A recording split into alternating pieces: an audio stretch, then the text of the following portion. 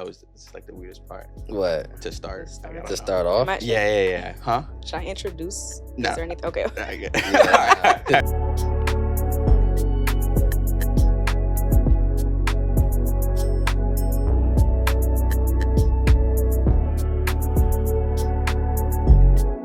Welcome to the InnerChild Podcast, where we have authentic conversations about growth, childhood, and passions. I'm JB.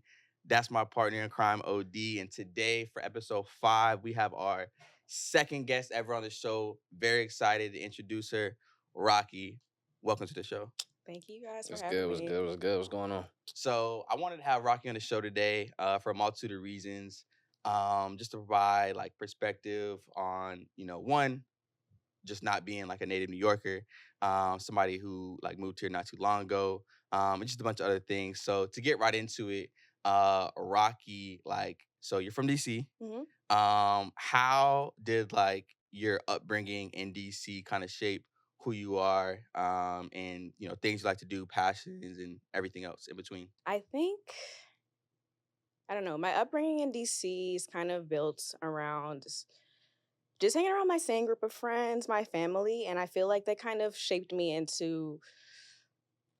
I feel like people from DC, maybe just me, have a strong sense of just family, strong sense of self, and just like we're the chocolate city. Just like Yeah, facts. I love being around Black people. I don't know how that sounds, but moving to New York, it was kind of a big shift. New York and DC are both big-ish cities, but Right.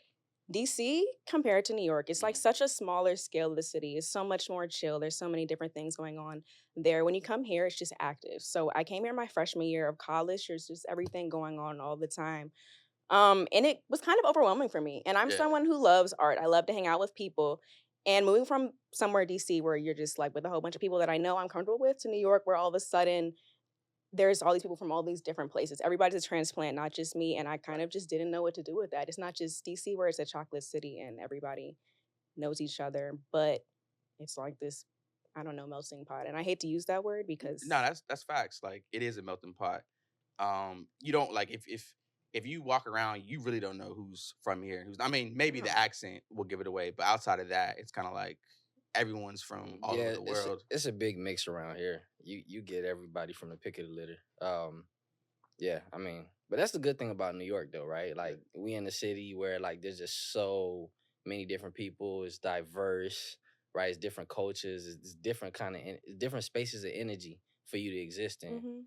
So that's why I like New York for sure. What was the like the biggest change that you had to adjust to from moving up here? Like what was that one thing if you had to pinpoint one thing? I'd honestly say it's taking the train everywhere all the Mhm. time. I love to drive. I love a good city where you can have a mix of public transportation and driving. New York is not that for me. Unless you live in like Queens, the Bronx, upstate, not upstate. You just, I don't know, maybe Brooklyn, some places. I'm on the island. I'm in Manhattan. I'm in Harlem.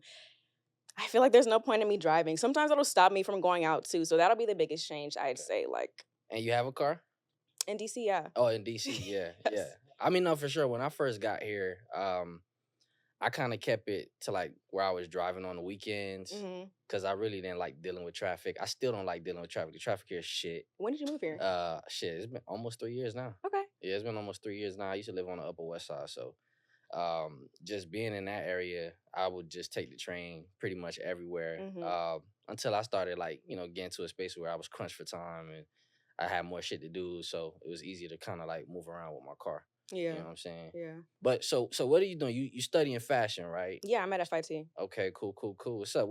The love of fashion, like, where's that coming from when it comes to like your childhood, right? Because this is the InnerChild Podcast, right? We talking about childhood passions and stuff Yeah. like that. So clearly that's a passion of yours. Am I correct? Yes. So what's up? Where's that coming from? When it pertains to like your inner child. Yeah, okay. So I actually remember this really vividly. When I was in kindergarten, I used to be really, really, really shy. I used to stick by my Not mom's anymore. side all the time. Sometimes. But I used to really love to draw. Okay. I can't really paint. I can't do anything super crazy, but I used to love to draw. I used to love art class. I used to feel really comfortable there. I used to tell my mom, I think we were talking, she was like, I was bathing you one time and you were like 4 or 5 years old. And you said, Mom, when I grow up, I want to be an artist. I want to be a painter. Okay. Over the years, I kept drawing. I loved it. I still love, just any type of artwork. But I was like, you know what? I really suck at painting. I am not a visual artist in that sense. but I really, really, really love to express myself. And this way, I just love anything creative. I love creativity. So that's when I started saying, hey, can I start dressing myself, mom? Looked crazy, looked a mess, looked terrible. Mm. But even just experimenting with that type of stuff, figuring out what you like to do, colors, shapes, patterns, Yeah. all of that stuff, it made me feel good. It makes me feel good. Even like I have a little bit of makeup on today, getting dressed, putting stuff on that makes you feel good it helps you do better. If that makes sense, it helps you Nah, do better with talking to people. Just everything you do, it just makes you feel like who you want to be. So when it comes to that, right? Were you like self-influenced, or was there like a family member, a friend, or somebody that like you looked up to? And the only reason why I say this is because like I'm in the style a lot. Like, you feel me? I love dressing up. JB know that. I love putting on a good fit. And for me, it was like my uncle. You Yeah. feel me? It was like my uncle's Polo Ralph Lauren here. You know, like back when I was in middle school, there was this person called Polo Kid. And I used to really wear Ralph Lauren for real. So like it turned into me calling myself Polo Man. Everybody started being like, yo, this is Polo Man right here. You feel me? So my nickname before it became OD was Polo. You feel me? But that only comes from my uncle, like Yeah. always hooking me up with a Ralph Lauren shirt. And now I'm saving bread. I'm going to Marshalls. I'm getting Ralph Lauren t-shirts and, polo butt that dressing, whatever I'm saying. But, like I'm getting polo, Yeah, and then it, obviously that opened the door for me to try other things and other brands. And as soon as you know it, like, now I like my style, you know what I'm saying? So like, was there anybody influencing you, or is this just like some shit that it was just in you? Honestly, this is just my vibe. I will say my dad is very, very, very confident. He's been this way my Okay. whole life. He's very outspoken. He's very extroverted. So I will say I won't say I've drawn fashion inspo from him. But I've definitely drawn how I carry myself, my sense of self from him. Like when I was young, I think he used to wear like a hat and wear it to the side or backwards or something to pick me up from school. And I'd be like, Daddy, please stop wearing this to pick me up. This is ghetto. I'd be like, this is embarrassing. Please stop. And he never stopped. But I think that type of stuff would just help me to say, I don't care what anybody thinks. I'm going to wear what I like because that's me and I like it. Right. Yeah, no, I feel that. I feel that. I kind of feel like that with my cousin now. Like when I be picking up my cousin from school, because now I got a lot of free time. You know what I'm saying? I be picking up my little cousin from school. And when I pick him up, low key on purpose, music be blasted. Nothing crazy though, because we around kids. But I be having the music blasting. I might come through in a side hat or whatever the case may be, and then I might open the door and smile at him, and then he'd be like, "Come on, bro." He'll be like, "Chill out, man. Like you bugging out." You feel me? So I see where you getting that from. One other like DC, New York question, like, do you think your style has changed at all, like since you've moved here? And like you've kind of adjusted to like the New York culture where I think for me, I think New York fashion culture is like it's very wide ranging. Like it could be literally anything. So do you think yours has changed at all? Yeah, for sure. And I Yeah. think it's going to keep changing Mm-hmm. just at every point in my life. I think it's going to change Yeah. as I Yeah. get older, depending on where I move, what I want to do, what I like doing. It's just going to keep changing. Yes, the style's gonna change, man. Real funny shit. I was with JB last week, right? And then JB came through, and my boy had on flare pants. Ooh. Like I didn't see that kind of energy Do we from have me last JB, week, can we bro. see a picture? Yeah, bro. JB had See big a energy. picture? I'm like, yo, flare pants. Was this at CultureCon? Yeah. Everybody went to that. I'm so mad I didn't go. Yeah, you should have pulled up. Shoulda You should have came. pulled up. It was a good time. Let me see. Yeah, man. JB went it. Yeah. Okay. Yeah. My bad, JB. Style Man, nah, for sure, for sure. So when we talk about the inner child, right? I mean, it's wide range topic. You know what I'm saying? Where do you sit at when it comes to like your personality? Like what are some of the things that I guess brings you joy? Where you find humor from? Like where are you able to pull those places from? I find humor in a lot of like lighthearted, unserious things. I think that's important to like take time to like not be serious, even if it's just an hour every day. Just little dumb stuff. I don't know. I also like I said, the art stuff. Like going back to, I think that draws back to when I was a kid. I used to love to draw. Even now, I'm stuck at drawing, but I still do. I do just for fun sometimes. I'll draw, I'll journal, I'll write sometimes. I used to want to come to school for fashion journalism. Very quickly realized there's not a ton of money in journalism unless you're like the best out of the best. And I honestly was just like, I'll do something else. So I do advertising and marketing now. You ain't lying. But I love to write. So I'll do that too. And it's honestly something I really enjoy doing. And that's where I bring joy from. And it stems from like just going to school when I was younger and loving to do that type of stuff. Like we would write our own books, draw our own pictures for it. It's just, I don't know. What else would I pull joy from? I think my family's from Jamaica. I used to live there until like kindergarten-ish. Oh, wow.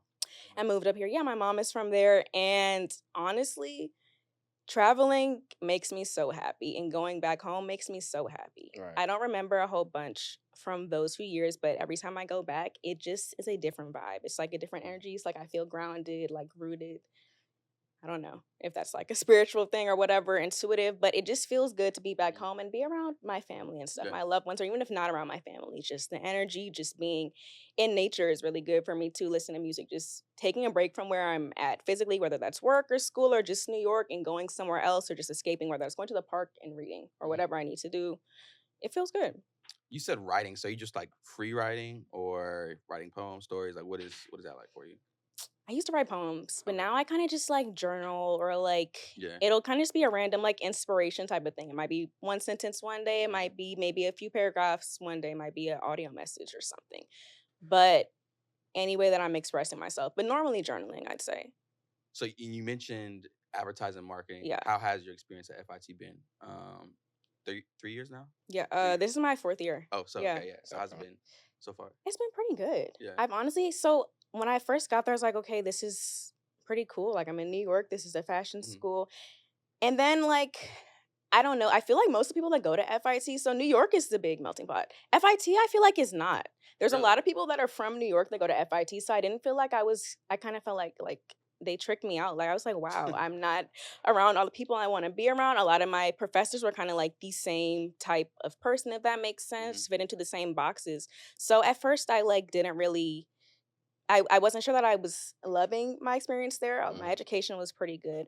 But now I feel like you have to kind of take advantage of what your school gives you and also where you live. So I'm in New York. I have all these opportunities outside of school, and then I have school where I'm just learning. How can I mix these two things? Nice. And when I start using school and doing work at the same time or using what I've learned in school, like I just recently interned with Telfar on their press and studio team.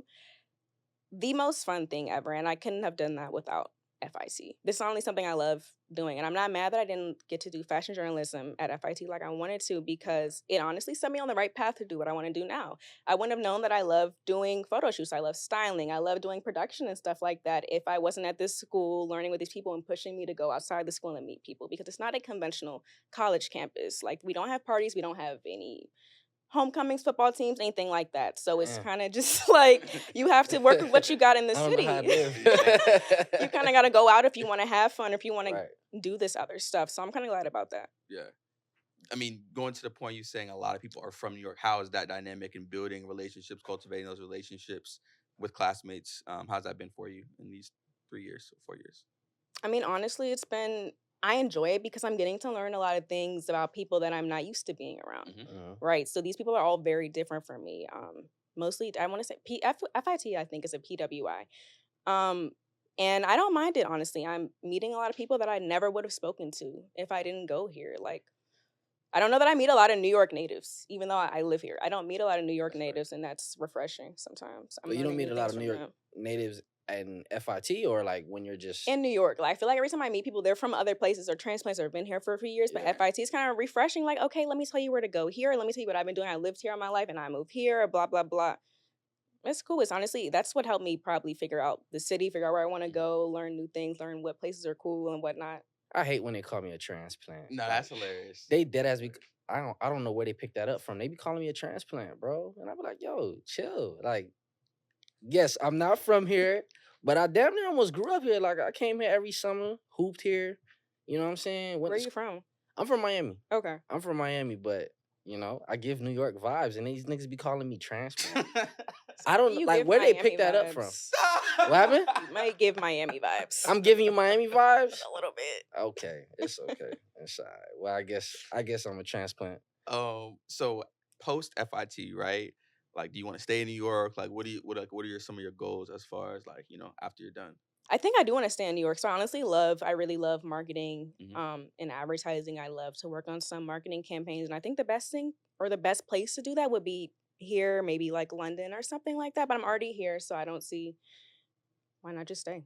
And I'm from DC. I could go back, but DC is such like a it's not the best place for fashion. I'd say you have to go above and beyond or do something remote maybe because everything is so like politics focused and Yeah. like, so I think obviously here would be a better choice.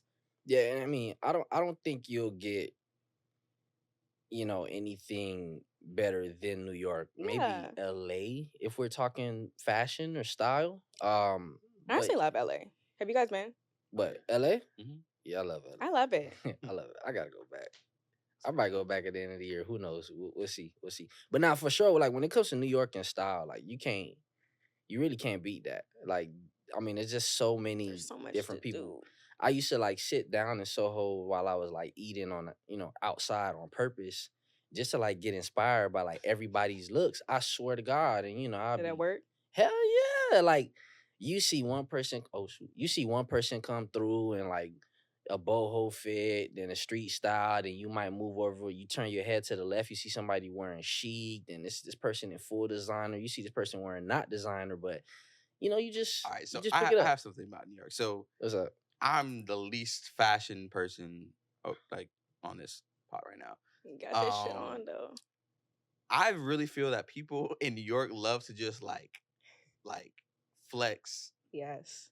at times where it's like, why are you wearing that? Like right now, it's 75 degrees outside. Why did I see a girl yesterday on campus wearing a mink coat, like a mink coat, and then That's somebody else crazy wearing work. like a fur, Yeah. like chinchilla coat? Like I've seen this multiple times to where it's like you're just wearing that so you can like try to pop it off. And I think that I just think that's interesting about New York. People wearing stuff. I don't say it's not in season because like it's definitely getting cooler, Yeah. but it's like that's You're not right. even needed right now. Excuse me. I don't know. I just think that's fun. I mean, maybe that's part of like the fashion scene and the culture in the city though. Yeah.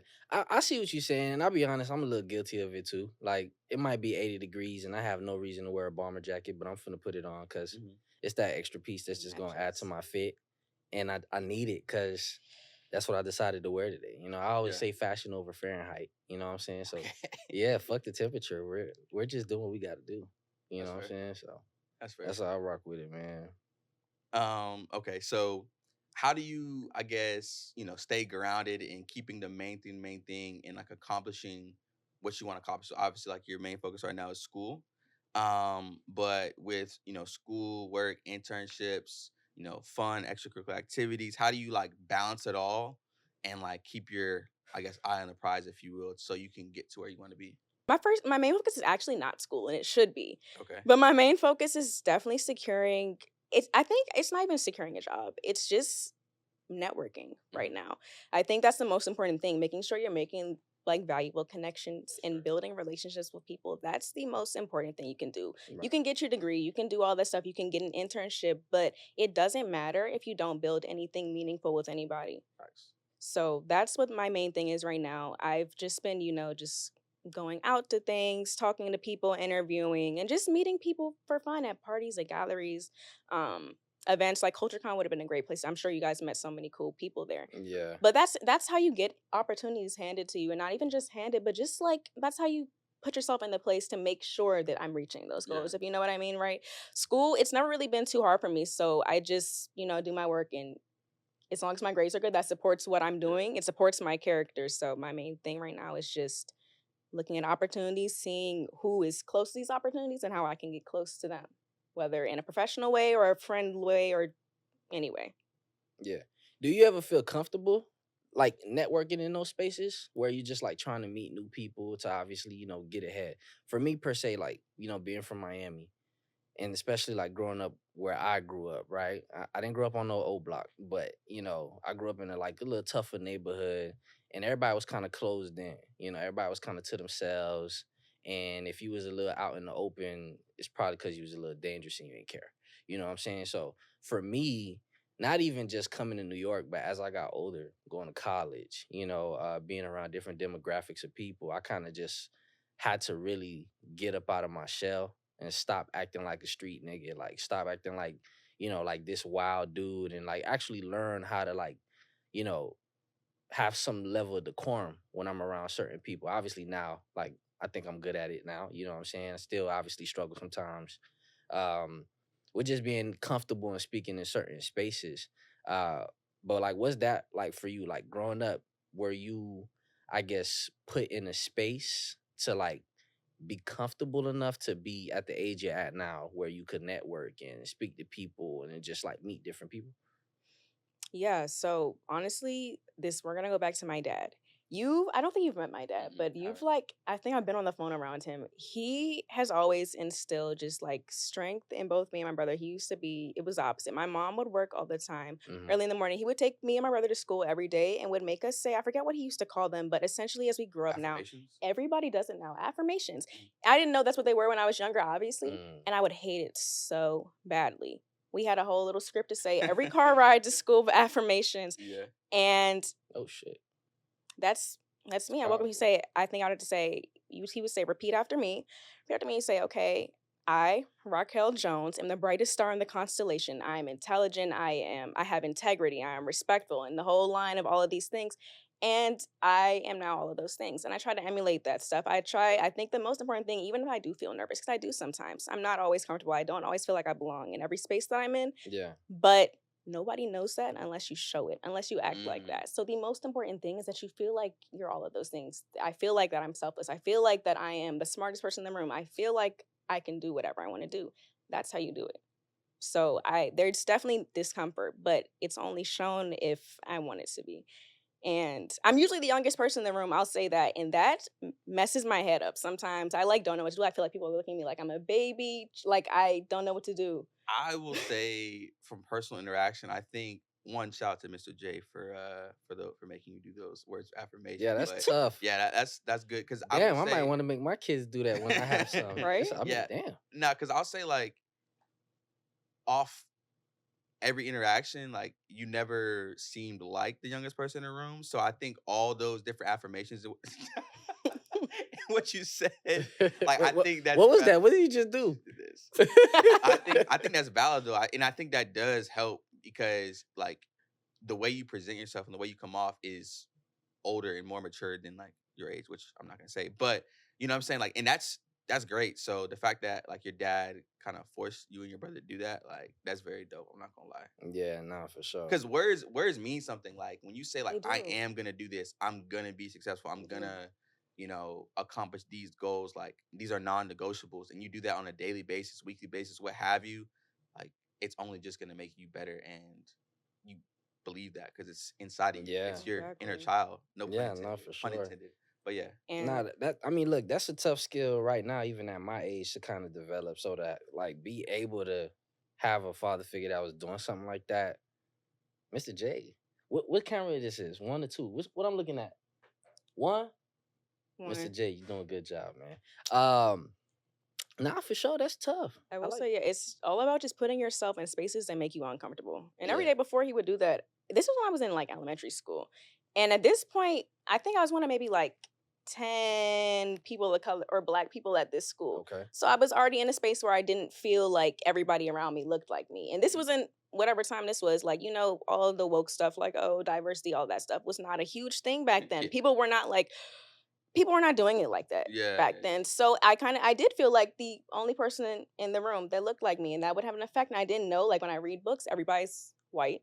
When I'm learning stuff in school, when I'm watching movies, most people are white. This is like a new thing. So that was really important back then. Feeling like I'm important, feeling like I'm all those things and I belong in these spaces, even when I don't look like everybody else, when I don't see people that look like me doing all these other things. So that was super important for me. And now when I'm in places where I don't look like anybody else or where I don't relate to anybody, You know how to. I know who I am, Yeah. and it makes me feel comfortable in that way. JB, you went to school, like I guess going to school, right, throughout your maturation Yeah. process. Have you gone to schools where there was like, a mixed crowd, Yeah. different So races? elementary school, I'd say it was definitely like I was mixed, but it was like let's say half the class was Okay. black, white, Hmm. Hispanic in there. Middle school was 80% black. Like it was Yeah. great. It was great. Then high school was definitely mixed crowd. So I went to like a magnet high school Okay. for high school. So it was definitely a mixed crowd. But then obviously going to, FAMU, that was, you know how that was. But I think all those different experiences helped me to like where I'm now, in, the corporate world and like work and everything Yeah. else. So yeah, I think similar to Rocky, like I know who I am, I'm confident in myself. Yeah, nah, for sure. Confidence is key. Me, I grew up going to straight black schools. Like everybody was black and Haitian. Yeah. Like, I went to school with those. Like Mm. 95% of school I predominantly. know you were eating good at your friends' houses. At my oh hell yeah. Thanksgiving, first of the year, Christmases, parties. Are you Haitian? Yeah, I'm Haitian. Can you cook? Can I cook? Oh hell yeah. Oh yeah. Hell yeah. We had to do the next one at his house. The next one, brunch. At my crib, why not? Why not? Why not? Nah, I could whip something down, man. But not for sure. Like for me, it's crazy because going to all these black schools, like growing up, Mhm. I wanted to like really try like going to a mixed school or like a predominantly white crowd. Like I didn't even want to go to FAMU. Yeah, I don't know if I ever told you that. Like I wanted to go to UF. Yeah. You know what I'm saying? Gators. Yeah, like I said, I looked up to my uncle. Yeah. I mean, I looked up to all my parents, my mom, my dad, Yeah. my uncles. I looked up to my uncle, and my uncle went to UF, so I wanted to go to UF. You know what I'm saying? I wanted to be around a mixed crowd because I really felt like that's what I needed to kind of mature as a person. You know what I'm saying? Or just like as a young man to be able to, sit in different spaces and be confident and just network as much as I Yeah. possibly could. And I kid you not, it's not until I went to predominantly like white and Hispanic school, my junior year of high school, is when I realized like how much like the community of black people was so big. You know what I'm saying? Cause that 1 year alone, like not having that, I was just like, yo, like I need my people. You know Yeah. what I'm saying? So you said you went to elementary school and it was a mixed crowd. Were you like going to different, I guess, what did the crowds change in middle school, high school? Yeah. So that was probably the only school where I was like one of the only people that looked like me there. Middle school, high school, all mixed Right. stuff. Like again, in DC, it's like a pretty small city. Kind of knew everybody there. I knew most people. There was the people that were then from my elementary school mixed with everybody else from the city too. Mhm. So just kind of a good mix of everybody. And at that point, I felt comfortable talking to everybody from all these different places. It's pretty fun. Did you play sports growing up, like athletics? No. I wish that I played sports growing up. Okay, I was Not my curious. I skill. know. Okay. Yeah, so what was the hobby besides Yeah. writing and like drawing? What was my hobby? What Like did I do? what did your parents have you in like activities outside of school? So yeah, my parents definitely wanted like they wanted me to try sports. So I did. I did definitely try the basketball team. Traveled so bad down like not my sport. I did track. I did a little 5K. Proud of that. That will be the only 5K that I do. I do try That to. would be the only. I would say All these marathons over here. wanna That's do the a- only one. I want to do a marathon at some point in life. Okay. At some point, I run here and there, and I really do enjoy that. My dad Central Park runs. right down the weekend. Let's get it. I love to run in Central Park. I'm just so inconsistent. That's fair. Yeah. For fun, what else do I do? What do I do? I'd say, geesh, I don't know. Read, write, art, fashion, shop. I don't know. This makes me Fashion sound. shop. This makes me sound really boring. Nah, cut this. I get it. But I'm saying like growing up, like keep going on, like growing up, like that was it, or I was saying hang out with my That's fair. family. Okay. Like, my brother would play a lot of sports, and I would go support him for that. We're really close in age, so I would, Yeah. do that. But yeah, that's actually it. Y'all are making me sound boring. What did y'all do growing up for fun? I tried every sport in the world. Yeah. Mainly basketball. Yeah, I had it. I mean, I had a pretty adventurous childhood. Like for me growing up in the space that I was in, obviously. Yeah, I mean, you got to find some way to kind of keep yourself distracted in the most positive manner. Because if you're not, Distracted from what? oh, like all the street stuff that can occur, right? Hitting licks, robbing, shooting, killing. Like those are the things that actually exist where I'm from. Mm-hmm. Like I remember going to bed and hearing gunshots and just like waking up and then just going right back to bed. Nowadays for I guess the average kid who's growing up in like the suburbs, that's like a big ass shocker. To me, I sound like, a thunderstorm to me. You know what I'm saying? So now for sure, I definitely dipped and dabbed in a lot of stuff, but then I also was a part of like a lot of programs in school that kind of gearing me towards like doing the right things. I was in a scholarship program called Take Stock in Children, Mm-hmm. where we kind of met up like every Saturday, one Saturday out of the month, where we kind of did a lot of training and we sat in Hmm. college classes and took some lessons and heard from different speakers. So I thank God that I was always being shifted in a more positive direction, but not to say like I wasn't a sneaky kid. Like I definitely was on the block hanging with the guys that was on the block, but I kind of knew better. And after a certain while, I figured it out and I was just like, what, let me just stop bullshitting and actually be a little serious about my life. So that's what I had going on. Yeah, for me, I grew up like my main sport. My uncle, he's actually from New York. He was a big Yankees fan. So when I was 7, he told my parents to put me in baseball. So that's when I started playing baseball. That was my main sport. Like they put me, like my parents had me in like soccer, didn't like that. Um, Basketball, I did like YMCA basketball, but like that just wasn't my sport. Yeah. But baseball, that was like my main sport from 7 years old all the way through 8th grade. I played football for the first time. My mom finally let me. Then in high school, when I got to high school, on top of baseball, I played soccer from like sophomore year to senior year, and then football from junior and senior year. So I was always like in sports, but then outside of that, I was actually part of this nonprofit organization that we just like went around like and did community service around the city. That's So one nice. like thing that I was responsible for, we had an initiative that was for homeless students in Duval County. So we had like raise money. Like on a telethon, a 5K, and then we had like a local celebrity basketball game to raise money for like homeless students, put them through college and all that. So yeah, like that was like outside of sports, it was that. So yeah, JB, man. What a noble guy. yeah. Yeah, that's good. That's good, man. For sure, Yes. for sure, man. Rocky, I want to talk a little bit about like your childhood, being that this is like Yeah. in the child podcast. I mean, obviously we done touched upon it, throughout this whole session. Um, I guess for you, like,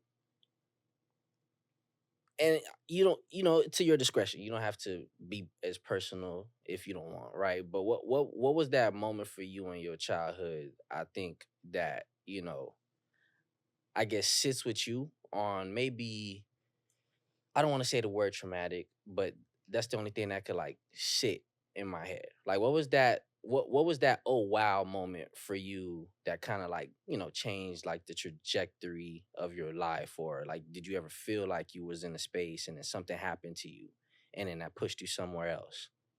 Um, so probably a couple of things. My parents got divorced when I wasn't really young, probably about 9, 10-ish. Hmm. Okay. And honestly, and this is like everybody gets divorced these days, but you don't really know how much that is going to affect you until like you're going through it. And I think for me, it was less about how it affected me and more about how it affected my parents and watching them go through just like coping with it, what they did afterwards, how their lives look afterwards. They are both two not completely different people, but they both lead two completely different lives yet. And I never could have imagined that from that age. It's something like I think it brought my brother and I closer together, but Hmm. essentially we started living two different lives, right? Like my mom ended up moving out of our house. We moved to a different house.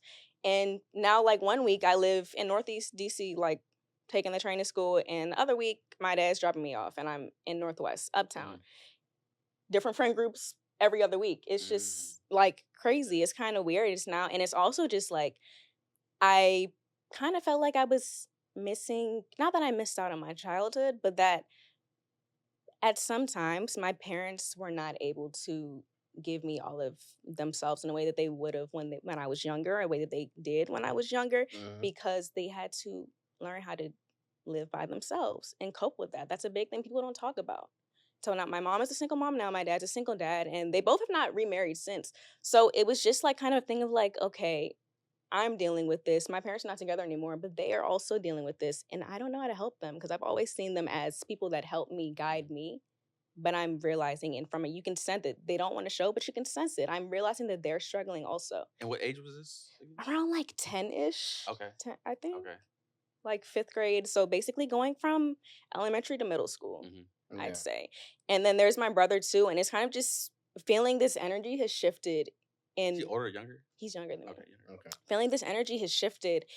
And I'm always I don't like when people are sad. I don't like when people don't feel good. I always want to be able to help. And just feeling like I couldn't really was harmful to me. It just was hurtful to me. And I didn't know what I could do. And I also was struggling with these feelings myself too. Like you guys feel bad, I feel bad. I don't know how to make anybody feel better. And I also didn't really know what I was feeling at the time. I can look back now and say like they were struggling and I was struggling. But at the time, I didn't really know what was going on. I was just like, okay, my parents are getting divorced. I'm feeling all these things. Don't know what I'm feeling. Let's just keep going with life. How was the feeling when they like told you and your brother that like did you see it coming, I guess, or were you too young to like actually see these signs, if you will, or not? So looking back, there were signs, but when I was younger, I thought this was a regular thing that everybody's house had these things that went on. I thought everybody's parents like screamed at each other and stuff. If I'm like airing on my parents' business, sorry guys, but I thought it was. And one day my cousin came over. He was like, "Do your parents always argue like that? Do your parents always yell like that?" And I was like, "I guess." Like when I was younger, I don't know. This was before they divorced, probably like maybe 7, 8. I was like, I guess. And no, that's not normal. Like sometimes my dad would like my house. We used to live with my grandparents. My grandparents used to be sick, so we lived with them. And sometimes my dad would like sleep in a different room, and I thought this was totally normal. That's interesting. Completely, I thought like this was like a man cave thing. I'm like, okay, he's just like chilling, like not normal. And I don't know. I think it's also important to say. I already said my mom's not from here, but having a foreign parent and one that is from America, it's really, really, really hard to kind of grasp what a norm is. Yes. That's very interesting. That's very interesting.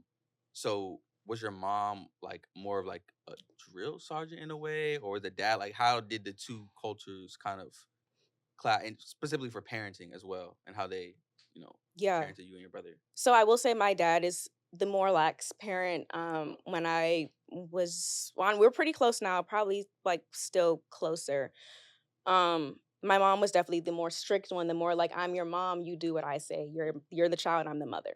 My dad was definitely like, oh well, I want to understand what's this, that, and the third. And I kind of I never held this to my mom because I've been to Jamaica before. That's kind of just how like people act there. That's how my grandma is the same way. You kind of just listen to your elders. It's a traditional thing, it's a cultural thing, and that's okay. But it kind of struck me because when I was growing up, I'm like, I'm trying to express myself. I'm trying to be myself. That coming back to that idea of having a strong sense of self. When my mom would challenge me on stuff, I would feel like she was challenging me trying to express myself. So we clash. You know how everybody has these moments with their parents when they're teenagers and stuff. When I was trying to really like, find my identity, I just felt like she was not feeling me. I'm like, why are you hating so bad? Yeah. But she's just parenting. And on this other hand, my dad is just this really lax person. He's from DC. We're like, we're eating good, we're chilling. I don't know. And I think when I was younger, I used to think that my mom was just like the bad guy. And it wasn't that. It's just that I live somewhere, she's the transplant. We're living somewhere that you're not from. And many people around me don't act in this way. Yeah. But if I lived in Jamaica, this would be normal. We would be chilling. And it's because I have this difference of I'm not with you all the time. Sometimes I'm with my dad and he's the complete opposite of you. And sometimes I'm with you and I'm feeling like we don't get along, but it's not even that. It's just that cultural difference. And as I got older and figured out, okay, I do this with my mom and I do this with my dad.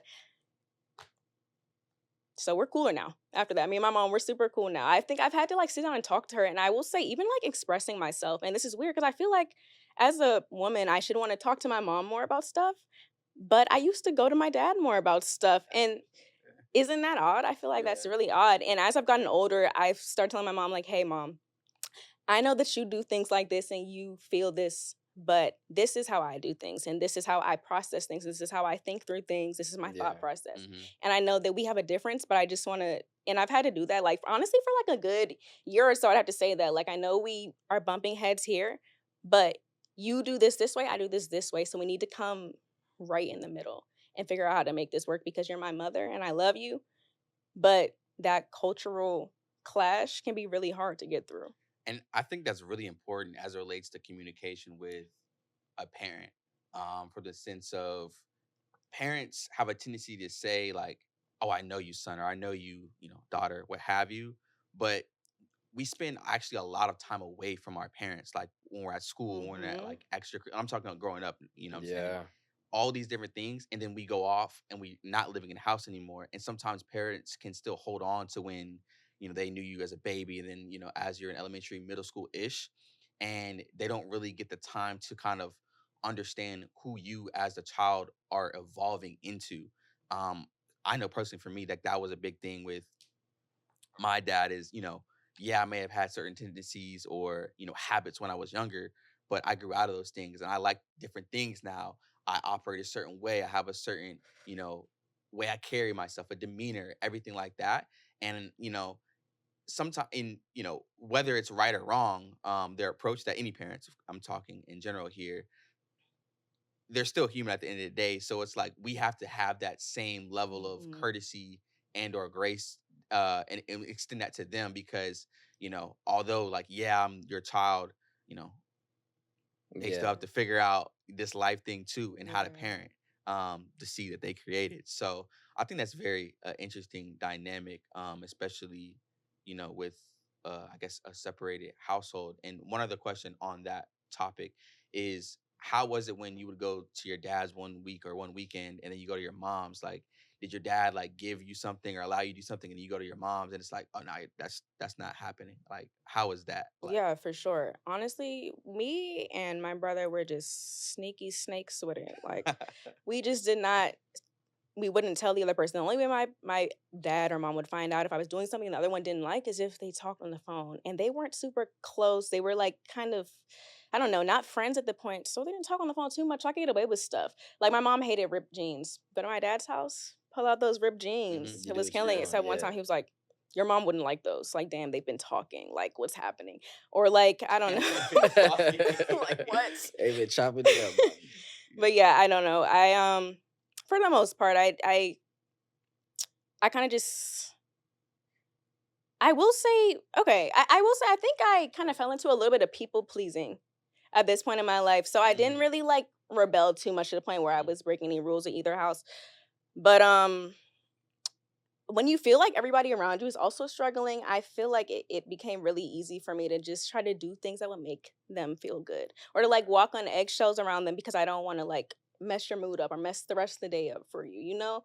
So I don't know. I guess I kind of going back to what you were saying. I would keep in mind, I know this is like your first time doing this. This is my first time growing up. This is your first time growing up too. This is we only have one life. This is your first time Yeah. raising a kid. And even though you have multiple kids, this is their first time raising a teenager going through life at the same time that I am. I can't hold anything to them because they're learning just like I am. They're learning how to work through a divorce. Mhm. They're learning how to do so many different things, how to live in a new house, how to live alone and stuff. So I don't know. But yeah, to answer your question, yeah, I definitely would do stuff they didn't like and they just never knew. And I'm firing off questions here, but this thing is just flowing right now through my mind. So you're the oldest girl, your brother, younger. So did your parents ever treat that dynamic differently from being like the first child, also, girl, and versus, he's the baby essentially? Was that ever a factor in your Yes. household? Yes. What way? If I didn't wake up my brother for school at my dad's house, he would not be at school. I'm not gonna lie to you. Like Okay. if I did not wake that boy up, he would not make it to school in the morning every Yeah. day. So that way, sort of, we're kind of we're the opposite. We're close in age. Uh-huh. He's 15 months younger than me. So Oh, okay, okay, okay. Okay. the responsibility gene in his brain is just not. I don't know if it's a boy thing, but Andre, make sure you get in the shower. Andre, make sure you brush your teeth. Andre, get up for school. Andre, 10 minutes later. Andre, get up. Andre, wake up. Andre, Yeah. make sure you get up or you're going to be late for the bus. I'm not waiting for you for the bus. Come on, let's go. So I definitely have to say that what I felt like I'm going back to, I feel like I missed out on parts of my childhood while they were both dealing with this divorce, not even just being in court, but just like the mental weight that it holds. That's when me and my brother really got into like dressing ourselves, figuring out how we want to do our own hair. Okay. That's where I'm really expressing myself, right? Yeah. I'm starting to come into my own style some more. Like, okay, they are not really giving me their all right now because they have other stuff to deal with. So now all this is on me. I'm good at school. I'm good at, I'm responsible. I can get to school on time, but dang, I'm not the best at doing my hair. I'm not the best at dressing. And my brother has to be dressed too. So at this point, like they still buy him clothes and stuff, but he can't dress and he looks a mess. And I'm walking to school with him, like, oh my gosh, like no, we need to like Yeah, get shit ourselves looks together. crazy. Like, bro, like Andre, put some lotion on. Oh my gosh, put some Vaseline on. Where's your brush? You need to brush your hair for school because we're looking crazy right now. Like I definitely had my little ashy, ugly phase during that time. But again, it built you. Like it helped me Yeah. take responsibility and start learning that I can express myself in these ways. I can start wearing what makes me happy. And especially when I'm telling you, I was processing all this stuff, don't know what I'm feeling, but I know that when I wear these colors and when I wear this and when I do my hair, makes me feel good, kind of like an escape, like you were saying, in that way, going to school every day. There Yeah, was a point in time where I would go to my mom's house like Monday, Wednesday, dad's house, Tuesday, Thursday. That is so It's stressful. like A-Day, B-Day in school. Yeah, it's I would be Like, pre-planning dang. my outfits for the week. Like, okay, I'm gonna go to school on Monday and then pack my outfit for my mom's house on Tuesday because I brought these shoes here last week. And Yeah, so this dressing is really in you. Like this is oh, it's you, in me. like It's in, yeah, and yeah. sometimes it would not even. It honestly didn't look right, but that's okay because it felt right in my mind at the time. I looked crazy looking back at some pictures. I'm like, wow, I'm never showing anybody this ever again. Mhm. But you can't be mad. You have to learn. I don't know. I like what you were saying earlier, with the whole like clash dynamic that you kind of had with your mom. Mm-hmm. And when you said that, I automatically thought of the clash dynamic I had with my mom too. Like, you know, Caribbean me and my parents. mom, yeah, me and my mom, we like this. We two peas in pies. I love my mom. But growing up, like, my mom was so protective of me to the point where it felt like I was like my growth was being halted Mhm. as like a young boy. You know, like I couldn't go to the park, or if I went to the park, it was a problem. I'm at basketball practice. Practice start at 5. We on the track at 5. We in the weight room at 6:30. Practice starts at 8. We don't get out to 9:30. I'm getting home at 10 p.m. I don't know what it was. My mom thought I was in the streets or something. Mhm. So like I would get home and it would just be a yelling match Mhm. every day. Like, why are you out so late? I'm not, I swear to God, y'all. Like, I'm not even doing anything sneaky. I'm not doing anything bad. I'm literally playing basketball. Like I'm at practice. And Practice. yeah, and to be honest, like it still affects me to this day where I sometimes feel like I can't talk to my mom about certain things. Yeah. For sure. And the same way like you had to have a conversation with your mom, I actually had a conversation with my mom like that a month ago. Like obviously we're shooting How did pre-recorded. that go? Yeah, we're shooting like pre-recorded episodes, so this shit's I'm gonna say a month ago, and it's probably good. 5. It's probably gonna be like 3 months ago by the time we drop this. But now like I had and you know it's cool. I'll be open with it. I had basically left my job. And you know, I had told my mom I had left my job, and then you know I was transitioning from another apartment to another one. And my mom like called me after I told her. She called me an hour later, and then she just like started flipping out on me on the phone, like, "Oh, why don't you tell me stuff? Like, why don't you tell me when things are going on? Like, I never figured out. Like, I never knew you had issues with your job. Like, I didn't know what was going on. Like, why you never said anything?" And then I told her like, "Well, it's hard to talk to you sometimes." Cause Mhm. you get too worried, or if you get too worried, you know, you harp on things, and then I gotta hear from my uncle you said this, then I gotta hear from my grandma you said, then I hear my like, and it's just like, to be honest, like my relationships are completely different with them. Mhm. They don't go ahead and tell anybody else the conversations I'm having with them, Yeah, they're- even though we're all in the same community. Like when I talk to my grandma, when I talk to my sister, that conversation is what it is. And when I talk to my uncle, that conversation is what it is. And I was like, for some reason, every time I talk to you, I keep having to hear your emotions from other people, Mhm. you know? And it's something I still struggle with, you know what I'm saying? And I'm still trying to figure out like how to find that right balance, you know what I'm saying? Because Inner Child Podcast, that's still an inner child issue that I have growing up. 100%. You know what I'm saying? And it kind of still affects me to this day, but not to say I don't love my mom. I have a great relationship. I call my mom every day. I'm gonna call my mom when I get out of, you know what I'm saying, this podcast. But, you know, how's that space been for you? So that's a whole thing I talked about with my mom, how I talked to her Mhm. about like in order to maintain who I am and how I feel, this conversation needs to be had. That was like last year, and that's important to do with parents, and it's hard to do because they're your parents. But we're super close now. I'm gonna call my mom after this too. She's like, let me know how it goes. I told her, like, Mom, hey mom, I'll probably be talking about you. She's like, oh, why are you gonna be talking about me? I said, because it's about my childhood and stuff. I I want to say I think it can be really I definitely have seen how this affects my relationships, and I Yeah. hate it because I know it's something that I struggle with, and it's I don't know. I think it's because that having that little, not even beef, but whatever that phase was with my mom kind of affected me in a way because eh, when it's somebody that raised you, somebody that gave birth to you, and you feel like they're kind of challenging everything you want to do, Mhm. it hurts in a different way. It makes you feel, and even if I don't care what anybody else does it, and Yeah. I don't want my mom to know that I care, but I care what you think, and I care what you say, and I'm listening to what you say, and I Yeah. value what you say. So now, like, I'm instilling all of this in myself. I'm like, I'm feeling it when you say it. It's not just words, and I've had to tell my mom that too. You cannot just say stuff to me because you're mad. I'm Mm. I'm hearing all of this stuff. I'm feeling it, and I think about. She's like, oh, I never said that. I'm like, Mom, you might not remember that you said that because it wasn't important to you, Yeah. but I did. I remember the one sentence you said like 6 months ago, and I think about it, and it hurt my feelings. And talking to my mom, not even just depression, but just her in general. My mom struggles with depression. Again, she's Caribbean. She's talked to me about it, and she talks to me a lot about her feelings. She talks to a therapist too. And again, I go back to that place of not knowing what to do because I can't help. I'm not a therapist. I'm not a psychiatrist, but I can't be your man. I can't be like, I live in a different state. Like, so I don't know what I can do, but I can chat to you on the phone and stuff. And I think I think this for everybody, whether you have a therapist or a friend, whatever, whether you're a parent, brother, sister, whoever, you need to talk to somebody about your feelings. You need to have an outlet, whether that's through journaling, whether you're talking to your daughter on your phone every day. And she calls me and she knows I hate it. She calls me like maybe 5 times a day or text me at least. Okay, 5 is a stretch. I'm airing you out. She calls me maybe like 2 or 3 times a day just to check in. Nothing to say at all. But that's important. 30-second conversation. It's good. It's 30 to seconds. do that. Hey, what's But going no, on? I've You good? talked to her about this, Yeah. but talking to her, like I remember this. She probably doesn't remember she told me this either, but years ago she told me, "Oh yeah, grandma just doesn't believe in depression. She doesn't know about stuff like that." Going back to that Caribbean household thing, mental health is not a topic Oh my God. there. So then I'm like, I can't even be mad at you when we knock heads because you don't know how to deal with this stuff. You don't know how to process your own feelings because nobody ever taught you or let you know that that's okay. That it's okay to cry about stuff. It's okay to talk about when something makes you uncomfortable. Yeah. So when I'm in some of my relationships now I'll say with men, I find that I have a hard time opening up now. And I think it's because of this relationship with my mom where I didn't always feel comfortable telling her how I'm feeling all the time. Or if I did, again, she's dealing with all this stuff, I would walk on eggshells.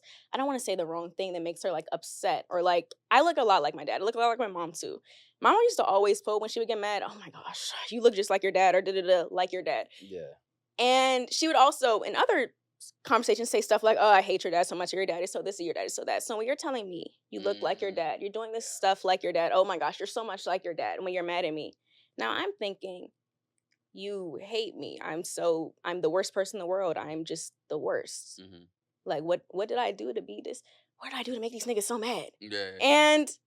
And she's not thinking like that. For her, she's just like saying things when she's mad, just getting stuff out. But for me, I've always been somebody that overthinks things, and I don't even know if that's overthinking. It's just thinking. You're telling me you don't like my dad, and then the next day you're telling me I act just like him, so you don't like me? Like, I'm confused. So yeah, I find that stuff where I get sensitive sometimes, or I'll take stuff to heart when I know it doesn't mean that much. Even if I don't voice it out loud, I'm like, okay, this person just said this to me, and I'll think about things in the same way that I did when me and my mom would bump heads, or like process things in the same way, or be kind of scared to say things, or really be myself in fear of people kind of challenging that. Going back to that, that was kind of long. I don't know if I answered the question, but Nah, you liked it.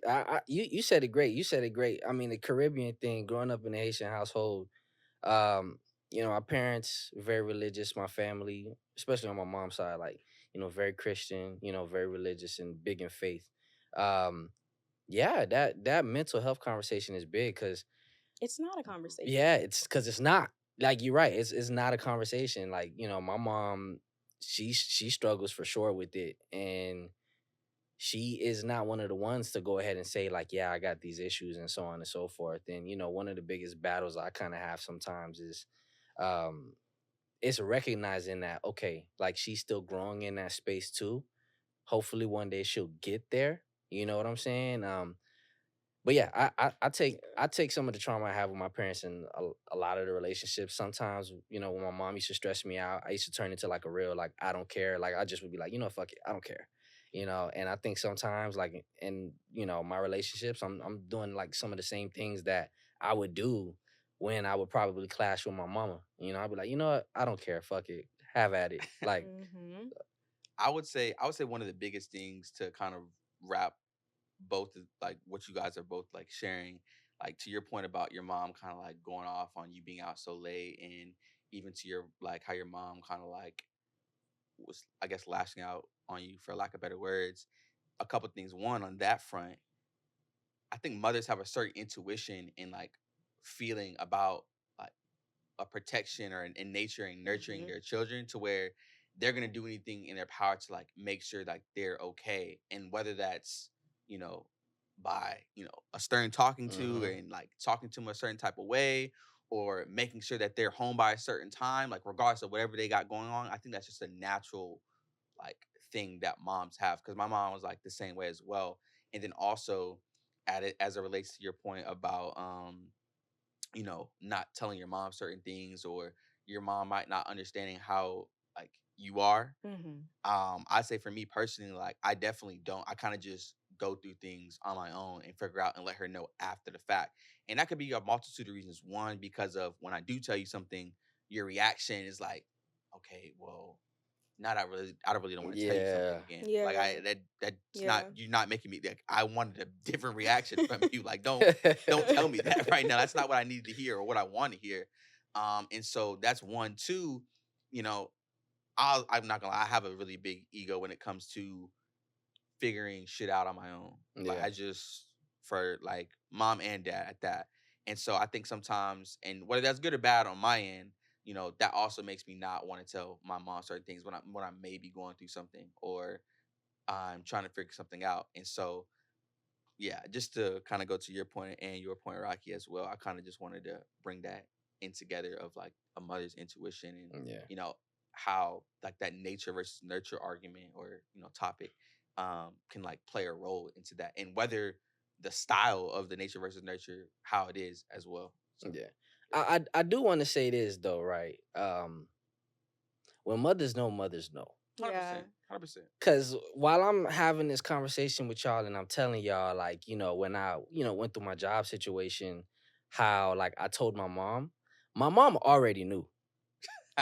I kid you not. Yeah. My mom called me, I picked up the phone, and I just was like, hey mom. And I don't know what it was about my energy, but the first thing she said was, why you answering the phone like that? Mm. Like straight up. So like although like I could talk about having some struggles with my mother, I have like this crazy unconditional love for my For mom sure.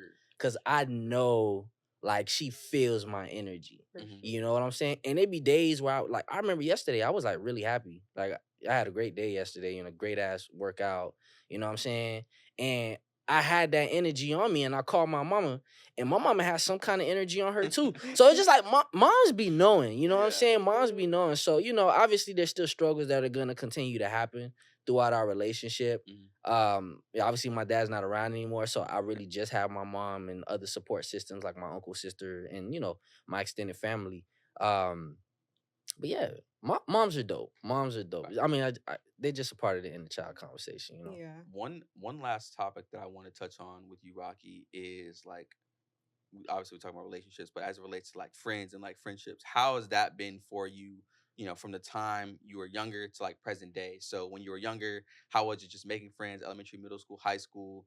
Like, do you still have any of those relationships from like, I guess, high school time frame? And then how has it been now since you've been in New York, meeting people from New York, elsewhere? And like, do you have a group of friends, or do you have like just select few? Like, how do you move when it comes to friends? Okay, I think about this a lot Hmm. because growing up, I see a lot of my friends that have friends that they've known since childhood, like since birth and whatnot. Hmm.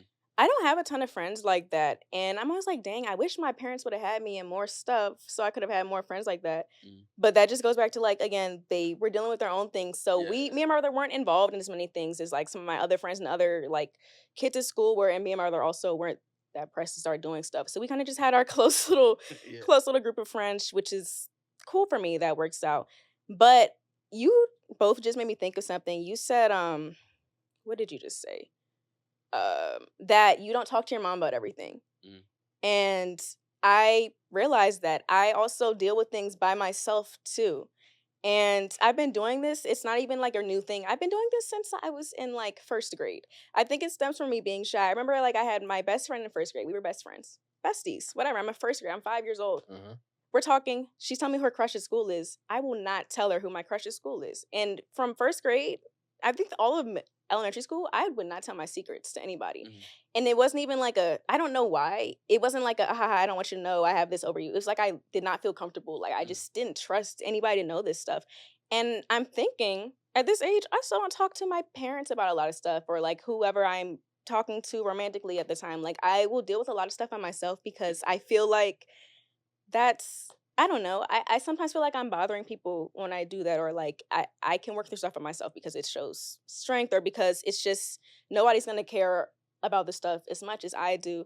And I think it honestly stems from going back to both my parents being more preoccupied.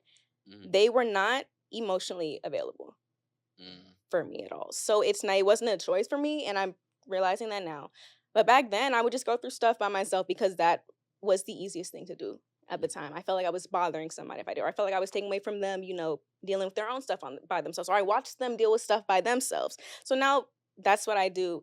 I don't think it's unhealthy, but I don't think it's something that I want to keep doing. I want to learn how to get out of that because I kind of will self-isolate from stuff like that. And I do have a lot of close friends. I have friends from childhood, and I love them.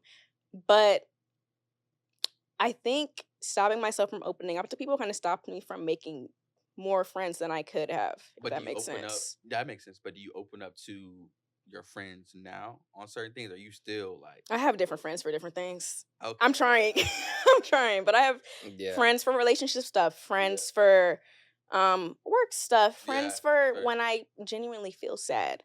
And I will say my best friend, my closest friend in the world, we do not even hug. I don't call her and say like, I don't know. It's just not our vibe. It's not our vibe. My vibe with, I want to say, some of my closest friends is just like making sure I'm having fun. It's kind of, they'll be like my escape. I don't go into detail about what I'm dealing with because I don't know why I do that, but I just don't. I think that's natural though. For me per se, as many as the people that like are part of my community, my friends from back home here in different states, like I have certain friends for certain things. I'm able to have vulnerable conversations with I think everybody, but not all my conversations look the same. Like I got some of my female friends that I'm really good with that I'm able to open up to on a like super sentimental level. But then I got my homies that I can open up to as well. But I really sometimes I'm not the biggest crybaby with my dogs. Like, you know what I'm saying? So Which is natural. yeah, I think that's natural for sure. I think that's natural for sure. What you about to say, Brody? No, I wasn't about to say anything at all. Yeah, you look like, you know what I'm saying? Nah, I'm just And locked in. JB be touching the mic. No, I'm just locked in right now, just like taking it Yeah. all in. But as we wrap though, Rocky, what would you say the biggest takeaway from this conversation is, if you have one? Honestly, you guys made me think a lot. I enjoy this a lot. Like just even hearing about how you guys both grew up, but you got me thinking about like, dang, why do I act like this? Why do I do this now? The biggest takeaway I'd say is kind of just like, I'm going to go back to sticking to yourself, knowing yourself and being able to know what works for you, what doesn't work for you, how you communicate with people. And this is a hard thing to do for everybody. I'm going to go back. Everybody go to therapy. I want everybody to go to therapy. I want everybody to talk to somebody. Right. Because that's important. You can't go through, like, whether you have the best life in the world or the worst life, you need to talk about this stuff. Just because it'll help you get to know yourself better. It'll help you like associate what your goals are, help you put you on track to figure out what you want to do. It'll help you figure out how you can work with future relationships based on how you work with your parents and stuff, how you talk to them, how you communicate. For example, again, I'm going back, my parents used to argue. I don't like when people yell at me. I don't like yelling at people. I don't yell. So it's just stuff like that. And I tell people that when I'm like in an argument, I hear somebody getting louder, I'm like, hey, I know like you're upset, but let's try to keep it down here because that's not really how I communicate. I don't respond well to that. Period. And that'll be the end of that if that works. Or if not, I'll say let's revisit this later when we're both chilled out a little bit. I think I'm gonna go back. My greatest takeaway from this is probably just it's important to get to know yourself so that you know how to treat other people and know how to treat yourself correctly so you don't end up messing yourself up. Because it's really easy to do that. Like you're saying, you could have won a very different route that you did. Yeah. But it's all because of the choices that you make, because you knew yourself and you knew what you wanted and you know what works for you. So it's just important to make sure that we don't always try to distract ourselves from stuff and that it's okay to talk stuff through. I don't think a lot of people know that it's okay to do that. For sure. What's Or your no, takeaway, people don't Jay? know how to do that. What's your takeaway? To me, I mean, this has been a great conversation. I think my biggest takeaway from the conversation is being able to, you know, assess a situation and being able to actively communicate with that other person, whether it's parents, friends, what have you, and being able to express and articulate how you truly feel, and being vulnerable in the right situations so that you can open up and so that other person can kind of understand who you are. And I feel like our conversation went from one place to a completely other place. It did. But it was a great dialogue. Yeah, a pretty cool shift. Yeah. I like. Oh, so now it's my turn? Yeah. I don't got no takeaways, y'all. I'm bullshit. I don't know. I think for me, when you started talking about like the dynamic with your mother, it made me want to like probably revisit what ways could I be better to, I guess that's real. Be a lot more available for my mom so that we probably can get to a place where I can tell her everything. You know what I'm saying? Because as much as I do talk to my mom, we really don't talk about much. You know what I'm saying? And for the amount of things that I got going on or things that I want to do, I would like to talk to my mom about that. Granted, if it's not my mom, it's nobody else really. Because I mean, it's no other parent. I have people, but it's no other parent because I just have my mom now. So, yeah, my biggest takeaway is, to just always evaluate that parent-child relationship, because off of these last 20-30 minutes, it made me feel like I need to do that for sure. Yeah. So that's big. That's big. That's real. Well, Rocky, we appreciate you for coming on. You definitely, gave us some great energy on the show today. So we appreciate you. Of course. Thank you guys for having me. Yeah, you're great. You speak well. You're doing good. Awesome. I love to hear that. Facts. And be sure to check us out on YouTube, TikTok, Instagram at Official Inner Child. And yeah, always embrace your inner child. Thank you. Shout out to my mom and dad.